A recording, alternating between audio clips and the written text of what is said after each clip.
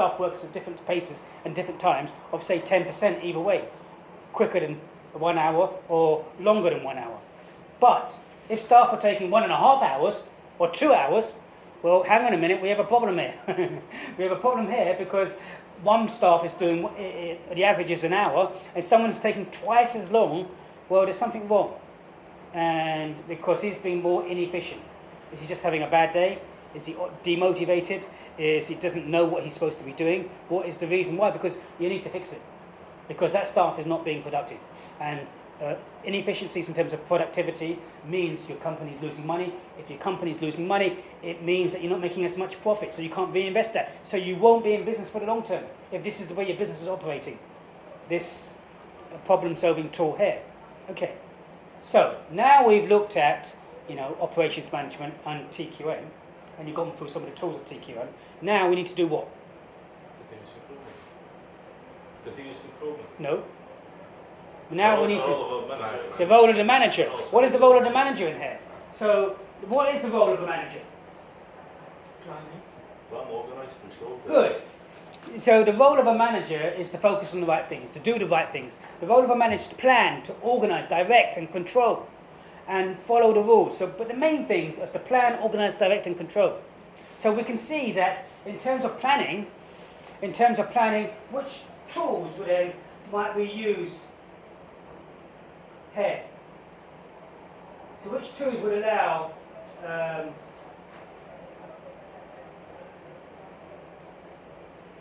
if we look at the tools of cause and effect, okay, cause and effect in terms of processes by different things that could affect an outcome, then we can see that by looking at a cause and effect tool in TQM, this could help the manager to plan.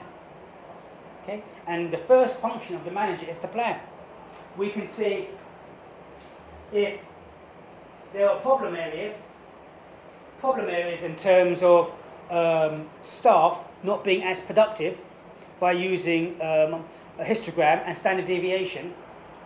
We can see that maybe the manager now needs to use this and then say, well, I need to reorganize things because I know this person's going to take twice as long. So we can see that in the manager's role is to use these tools to get the best efficiency and effectiveness out of his employees. Okay? So you need to give some examples. So give some examples of specific situations, like the first time Tesco's brought in its self-service tills, and they were the first food retailer to do that. Okay. Okay. We're going to move on to. Is everyone happy with that? Yeah. Yeah. We're going to move on to continuous improvement. So we have to use, because it says different approaches, which is plural, which means we must use more than one approach. So TQM is one approach, and we've related that directly to managers. Now we're going to use continuous improvement. And who would like to give me the definition of continuous improvement, please?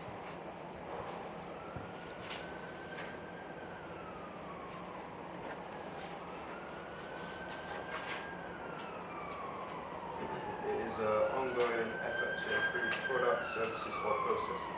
An ongoing effort to improve products, services or processes.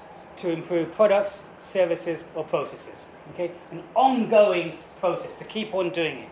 Okay? So often do we get set in our ways. And why do we get set in our ways?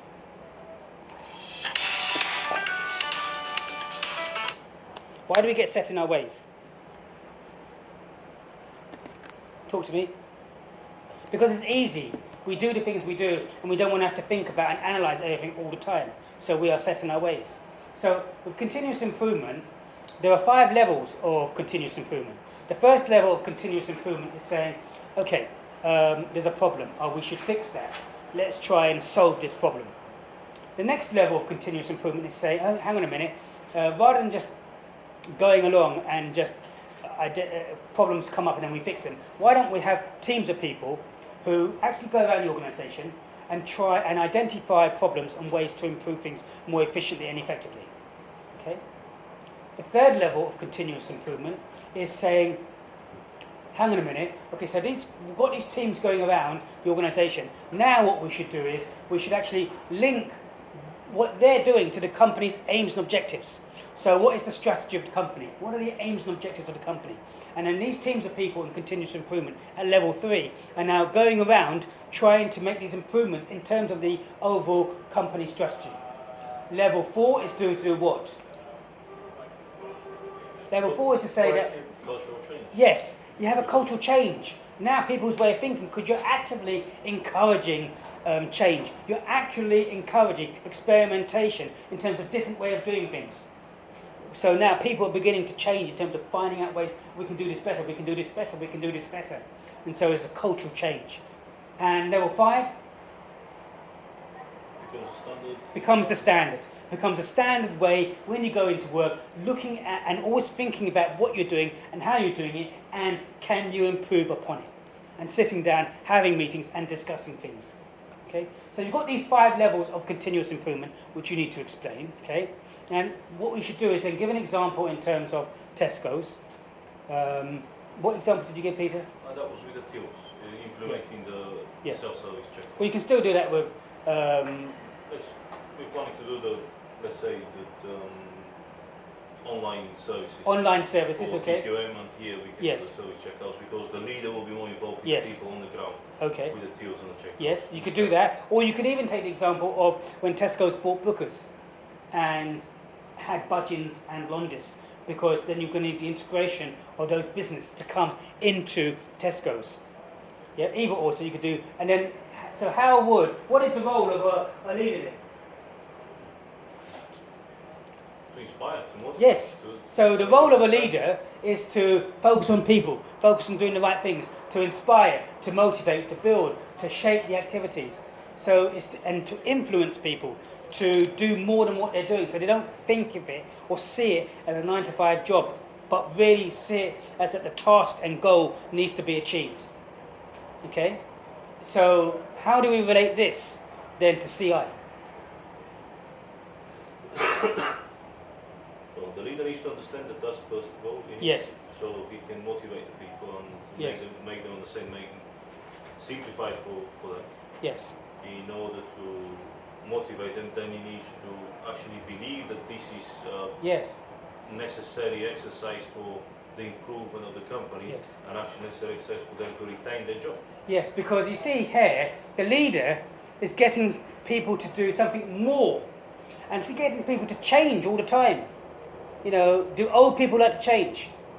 Most. No. Old people, I mean, generally we don't, and the older we get, we don't like to change. We've done it this way, I've always done it that way, why do I need to change? That is the view. But a leader will inspire and motivate, because the resistance to change is a big problem as well. So you need a leader in this case, in terms of continuous improvement, to get them to think differently, to change their way of thinking, to change their culture, to always improve and do things differently. Okay? Okay, so I think I've covered everything. If we have a look at the questions, you can see that we've explained the operations management. We've then looked at TQM and explained the tools of TQM. We've then looked at how the manager's role in TQM. We've then looked at continuous improvement, the 5 different levels of continuous improvement, and then we've looked at how leaders would be influential and absolutely crucial to continuous improvement in terms of their characteristic traits which they have. Any questions? Okay, thank you. From Mr. Tan.